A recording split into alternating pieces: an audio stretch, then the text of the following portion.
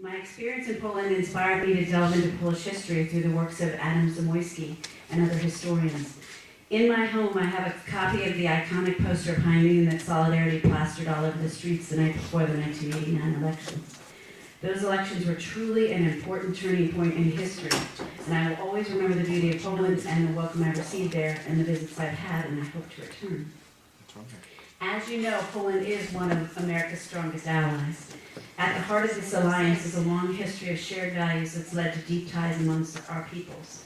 Of course, this partnership also includes shared interests in promoting democratic values and economic growth, as well as peace and prosperity throughout the world.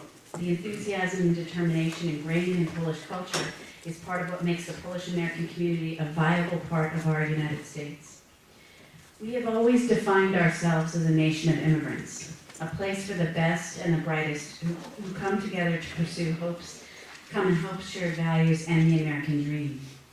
In his State of the Union address in January 2011, President Obama said, "We are the first nation to be founded for the sake of an idea, the idea that each of us deserves the chance to shape our own destiny. That's why centuries of pioneers and immigrants have risked everything to come here. The future is ours to win, but to get there, we cannot stand still." Part of what makes America great is the opportunities it provides, the ability to shape our own destiny. From individual communities to entire industries, the story of immigrants are woven through the fabric of American society.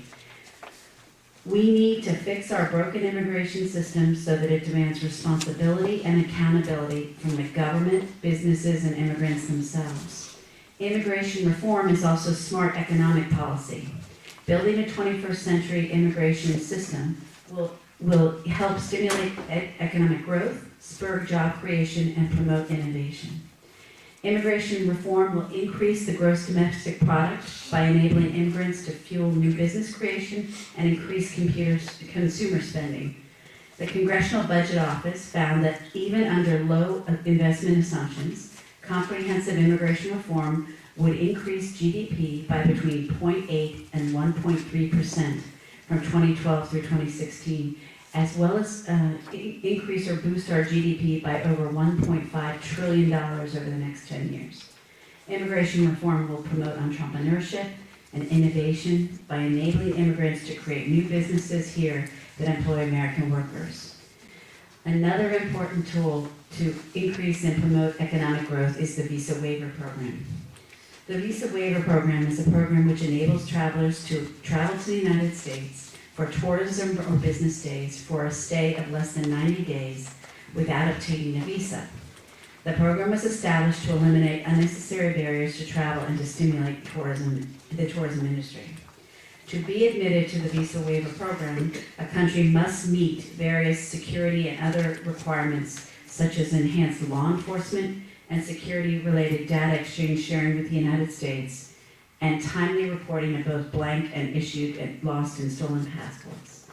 Visa waiver members are also required to maintain high counterterrorism, law enforcement, border control, and document security standards. Given the close historic ties between Poland and the United States, President Obama has expressed a strong desire for Poland to become part of the Visa Waiver Program. Despite this desire, Poland will need to meet certain requirements before being designated as a Visa Waiver country. Under the current statute, Poland must have a rate of refusal of fewer than 3% of applicants for non-immigrant visitor visas for the prior fiscal year to be eligible for initial designation in the VWP. The statute allows the Secretary of Homeland Security, in consultation with the Department of State, to waive the less than 3% refusal rate for up to a maximum of 10% calculated for the previous fiscal year if certain additional requirements are met. However, that waiver authority was suspended on July 1st, 2009, so under the current statute, Poland must have a rate of refusal of under 3%. Additionally, Poland will need to complete 2 more information sharing agreements with the United States, an agreement on preventing and combating serious crime, and an agreement to report information to Interpol on lost and stolen passports. Once all these requirements are met, the Department of Homeland Security would initiate a comprehensive review to determine whether Poland, under review, may be designated for the VWP. Clearly, Poland will decide if it is willing and ready to undertake the necessary steps for DHS to be in a position to conduct the comprehensive review. So the critical piece, the action item is passage of the bill. And the White House and the President and the Secretary of Homeland Security strongly support the bill.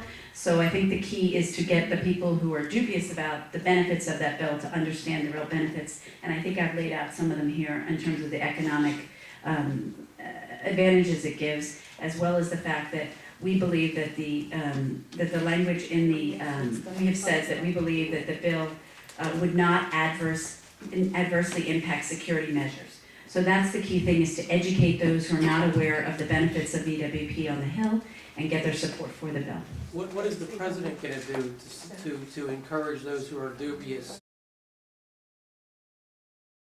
The President has a group of people in the White House to work on legislative affairs, and they're constantly engaged on those issues, so they have conversations about that all the time. So he is taken the position we'd like this to pass, and so he's talking to them at the various points when they feel appropriate to do so. I mean, I can't talk to you about individual conversations, that wouldn't be appropriate, but you should know that there's strong support for the bill. Is he going to publicly state that?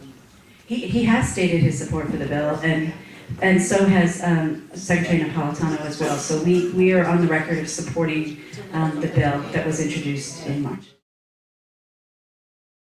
The general reasons for refusals relate to intending immigration, so that the person can't show that they would stay during that period of time, but would rather remain here for longer periods of time.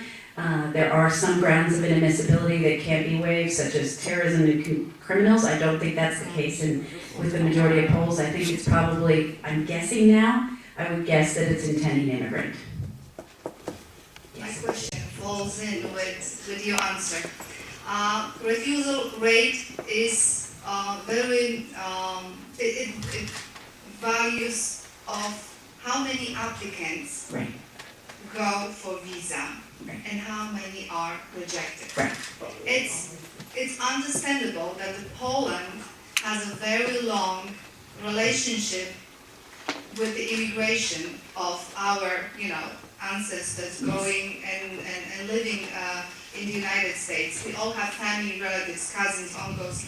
The numbers are much higher comparing to other countries. Isn't that a little bit, unrealistic, when in Poland you're going to have more people with family ties and relationship applying for visa than you have in other countries which, they have no ties to the United States. And since we have that good relationship with the United States, and we have the Poles living here, why do we always suspect that whoever comes to apply for visa wants to overstay that time? Why do you suspect, why do they suspect Polish people of any, wrongdoing? Well, let me break that question down if I could. So on the first piece related to why visa overstay is used as a measure, Congress put that into place. And I think my understanding of that is that Congress was trying to figure out, well, how many people would we not be able to permit if they came to our border? So you don't want to give visa waiver if 50% of the country who apply in an overseas embassy aren't granted. So that's statutory, and we're not going to be able to do anything about the fact that that is a measure. What we've been talking about through this bill is adjusting that up to benefit, potentially benefit the Poles. On the question of overstays, the Department of State, who has the Consular Affairs Authority, makes those decisions about who can and should come and who would honor their visa. And I can't say that we have people from many places around the world who have ties here. That isn't used as necessarily a negative factor. What sometimes stops people from getting granted a visa is that they have no home, no employment. They actually sometimes say in the interview they want to stay and work. So those are all factors that would mitigate against our issuing a visa. But I am very aware that we have 10 million Poles here in the United States, or people of Polish descent, and so obviously we would like to see, and the President said, we would like to see visa waivers.